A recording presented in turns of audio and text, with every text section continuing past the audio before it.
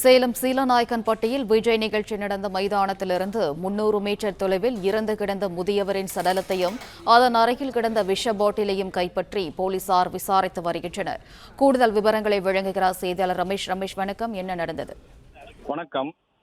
சேலம் சீலநாயக்கன்பட்டி அருகே இன்று காலை தமிழக வெற்றி கழகம் சார்பில் நிர்வாகிகள் சந்திப்பு நிகழ்ச்சி நடந்தது.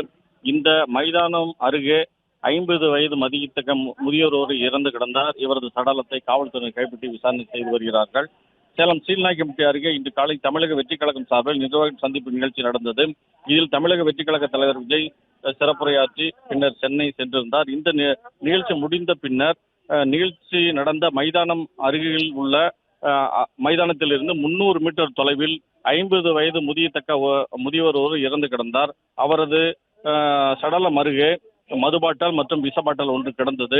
இதனை அன்னதானப்பட்டி காவல் நிலைய போலீசார் கைப்பற்றி இவர் யார், எந்த ஊர் என தற்போது விசாரணை செய்து வருகிறார்கள்.